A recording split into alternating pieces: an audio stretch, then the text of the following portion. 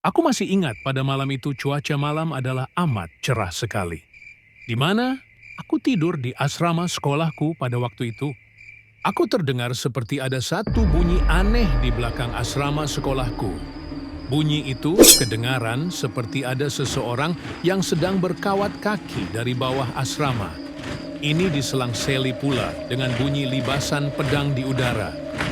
Aku pun terjaga dari tidurku dan rasa ingin tahuku mula meluap-luap jadinya.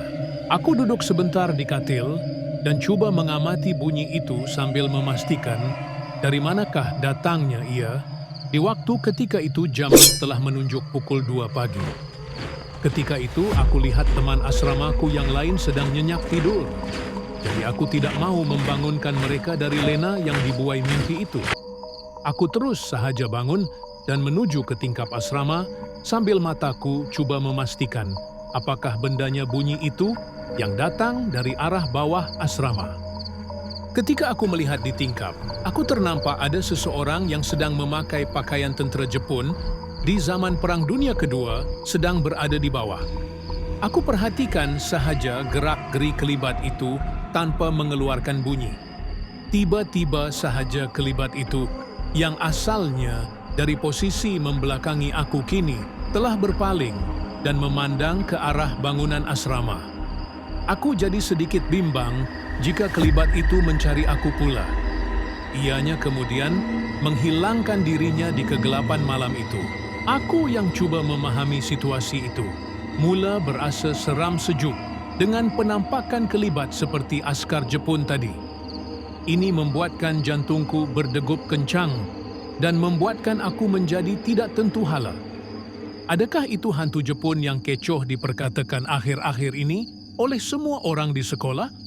Mengapa pula ia tiba-tiba sahaja hadir di sekolahku ini?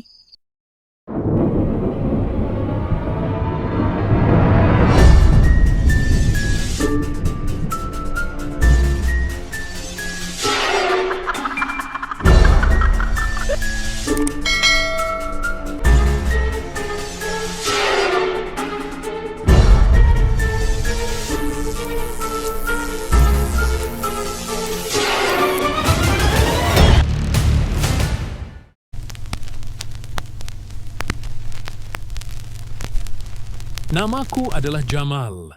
Kisah ini berlaku ketika aku menuntut di sebuah sekolah di Lembah Klang pada tahun 1993 sebagai pelajar tingkatan 5. Pagi itu sedang aku berjalan menuju ke kelas dari asrama. Aku sempat bercerita kepada dua rakanku mengenai penampakan hantu Jepun pagi tadi yang aku lihat. Kedua rakanku mendengar kisahku itu dengan khusyuk sekali. Nampaknya kau pun dah terkena juga gangguan hantu Jepun ini, kata Azli, iaitu salah seorang rakanku pada pagi itu.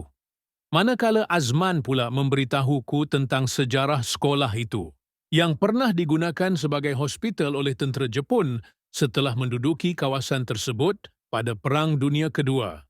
Azman menyambung lagi, entahlah mengapa tiba-tiba sahaja gangguan kelibat hantu Jepun ini telah menjadi-jadi pula di sekolah kita ni. Ada kawan-kawan kita yang cakap, gangguan ni bermula apabila ada kerja lanskap taman di hadapan bangunan utama bermula. Tapi aku kurang pastilah pula macam mana ia ada kaitan. Azli menceritakan pula yang minggu lepas, Cikgu Rosli yang melalui hadapan bangunan utama sekolah pada lewat malam telah turut ternampak kelibat itu.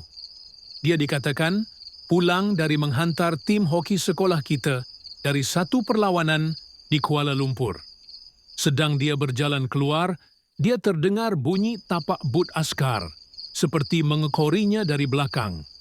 Di belakangnya itu, dia perasan sepertinya ada satu kelibat orang berpakaian askar Jepun. Dia pun dengan segera mencepatkan langkahnya untuk menuju ke kereta yang terletak di hujung pagar sekolah. Tetapi apabila Cikgu Rosli berpaling ke belakang semula, dia ternampak ada satu kumpulan askar Jepun sedang berkawat menuju ke hadapan bangunan utama sekolah itu. Kumpulan askar itu kemudiannya menghilangkan dirinya tanpa sebarang jejak. Cikgu Rosli yang dikatakan terkejut itu telah mengambil cuti demam selama 3 hari selepas itu. Aku yang mendengarkan kisah itu mula memperlahankan langkahku dan membiarkan dua sahabatku tadi meninggalkan aku ke belakang. Dalam hatiku mula berfikir, memang sedang hangat pasal gangguan ini. Tapi kenapa pihak sekolah macam tak buat apa-apa? Itulah yang menjadi persoalan aku sebelum memasuki kelas. Malam itu, kami pulang dari Dewan Makan Asrama untuk minum malam dalam pukul 10 malam. Ini adalah selepas kami telah selesai seisi prep di kelas pada malam itu. Jadi kami pun berjalan beramai-ramai pulang ke asrama masing-masing untuk tidur dan berehat. Apabila aku sampai sahaja di asrama, barulah aku teringat yang aku ada tertinggal barang di kelas tadi semasa sesi prep malam. Memandangkan barang itu adalah penting, jadi aku meminta Azli untuk menemani aku ke kelas semula dengan cepat sebelum diketahui oleh warden yang bertugas. Alhamdulillah, Azli sudi menemankan aku pada malam itu. Kami berdua pun dengan cepat turun dan berjalan menuju ke kelas tempat kami mengadakan sesi prep tadi. Dalam perjalanan tu Azli sempat mengusik, nasib baiklah aku ada. Kalau tak berjumpalah engkau dengan kelibat hantu Jepun tu. Ceh, cabullah mulut kau tu. Sambil aku turut gelak sekali. Sedang kami menghampiri bangunan utama sekolah.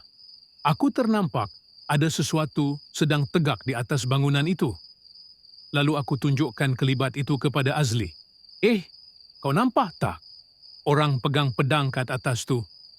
Azli kelihatan gelisah sekali dengan apa yang ditunjukkan oleh aku itu. Kami berdua memperlahankan langkah kami untuk cuba memastikan apakah itu.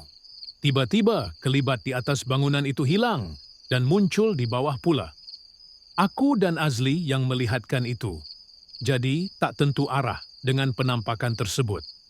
Lalu kami mengambil keputusan untuk berlari ke arah asrama semula, tanpa pergi ke kelas, kerana berasa amat ketakutan sekali. Kami berdua terus berlari ke arah asrama.